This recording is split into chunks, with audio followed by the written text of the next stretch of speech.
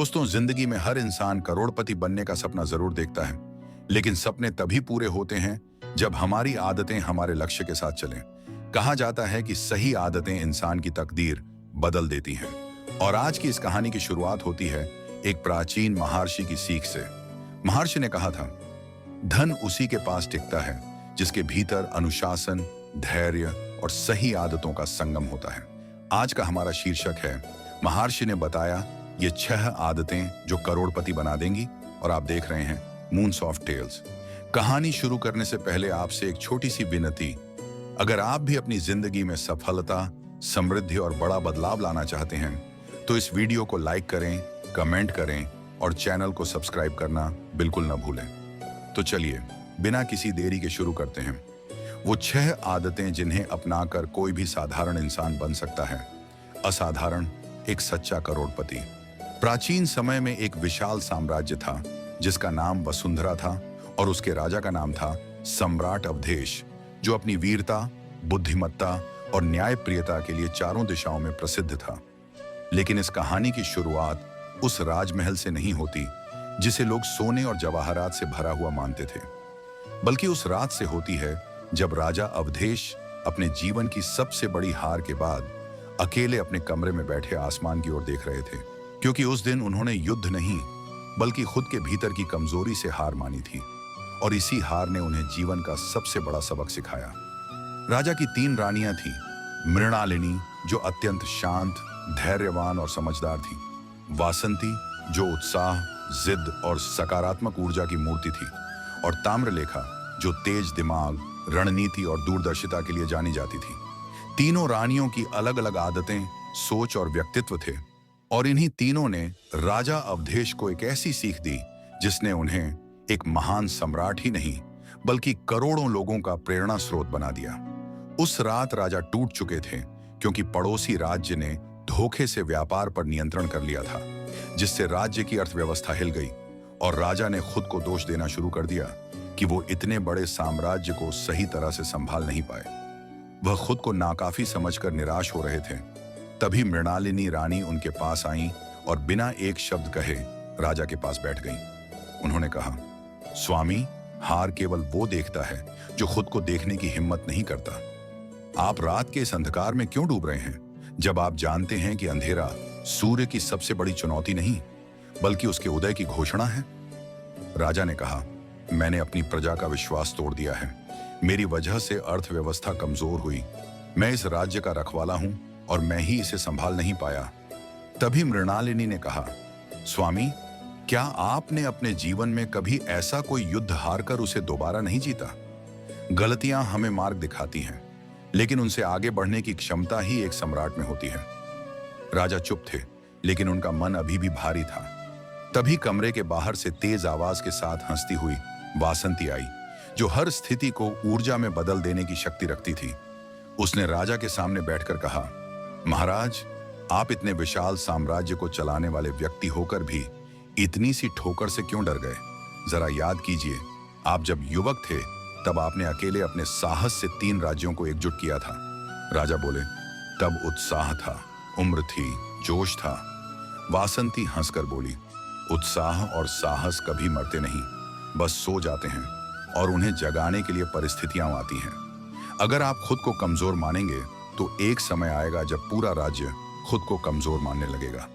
आपके हाव भाव में ही राज्य की ऊर्जा छिपी है। राजा ने पहली बार हल्का सा मुस्कुराया, लेकिन उनकी आंखों में डर अभी भी बाकी था। डर असफल होने का, डर फैसलों के गलत साबित होने का, डर लोगों के भरोसे को न निभाने का। तभी दरवाजे पर धीमी चाल से ताम्रलेखा रानी आई, जिनकी आंखों में तेज था और दिमाग में गणना। उन्होंने राजा को सीधे देखते हुए कहा, महाराज, समस्या इस घाटे में नहीं है, समस्या आपकी सोच में है। आपको लगता है कि आपने गलती की है, जबकि असली गलती यह है कि आपने अपनी गलतियों को समझने का प्रयास नहीं किया। जो राजा केवल जीत से सीखता है वह कभी महान नहीं बन पाता। राजा ने पूछा, तो फिर मैं क्या करूं? ताम्रलेखा ने कहा, सीखिए, हार और जीत दोनों ही शिक्षक हैं। आज जो हुआ वह आपके कल को और मजबूत बनाने आया है, लेकिन उसके लिए आपको अपनी सोच बदलनी होगी, अपनी आदतें बदलनी होंगी और अपने दृष्टिकोण को नए सिरे से गढ़ना होगा। यह सुनकर राजा के भीतर कुछ बदलने लगा। तीनों रानियों की तीन बातों ने उसकी आत्मा को जैसे झकझोर दिया था। उस रात राजा ने फैसला किया कि वह अब किसी गलती से भागेगा नहीं, बल्कि उसे समझेगा, सुधार करेगा और आगे बढ़ेगा।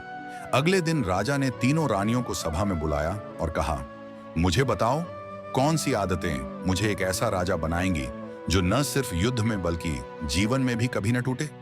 तीनों रानियों ने एक एक करके 6 अनोखी आदतें बताईं। पहली आदत मृणालिनी ने बताई, स्वामी, सुबह का पहला घंटा आपका है। उसमें आप वह काम करें जो आपके मन, मस्तिष्क और आत्मा को मजबूत करे। चाहे ध्यान हो, चाहे पढ़ना हो, चाहे योजना बनाना हो, दिन की शुरुआत भीतर की शांति से करें। दूसरी आदत वासंती ने बताई, हर स्थिति में सकारात्मकता ढूंढने की कला सीखिए। जब हर रास्ता बंद लगे तब भी कोई ना कोई छोटा सा द्वार खुला रहता है और वही द्वार बड़े अवसरों की ओर ले जाता है। तीसरी आदत ताम्रलेखा ने बताई, अपनी गलतियों को दर्ज करें। हर दिन सोने से पहले सोचें कि आपने क्या सीखा। अगर सीखने की आदत डाल ली तो विफलता कभी आपको डिगा नहीं पाएगी। चौथी आदत मृणालिनी बोली, अपने आसपास ऐसे लोगों को रखिए जो सच्चाई बताने से ना डरें। जो चापलूसी करे वह कभी आपका भला नहीं कर सकता। पांचवी आदत वासंती बोली, जो लक्ष्य आपने चुना है उसके लिए प्रतिदिन कम से कम 1 कदम अवश्य बढ़ाएं। धीमी गति से चलना गलत नहीं, रुक जाना गलत है। छठी आदत ताम्रलेखा बोली, निर्णय लेने से मत डरिए। गलत निर्णय भी अनुभव देता है, लेकिन निर्णय न लेना आपको हमेशा वहीं खड़ा रखता है जहां आप हैं। राजा अवधेश ने इन 6 आदतों को अपने जीवन में अपनाना शुरू किया। समय के साथ वह न सिर्फ एक मजबूत राजा बने, बल्कि उनका राज्य पहले से अधिक समृद्ध और शक्तिशाली बन गया। व्यापार दोबारा बढ़ा, लोगों का विश्वास लौटा, प्रजा खुशहाल हुई और राजा अवधेश ने साबित कर दिया कि असली ताकत तलवार में नहीं, बल्कि मन में छिपी आदतों में होती है। तीनों रानियों की 3 सीखें राजा के जीवन की 3 दिशाएं बन गईं। मृणालिनी से धैर्य, वासंती से ऊर्जा और ताम्रलेखा से बुद्धिमत्ता।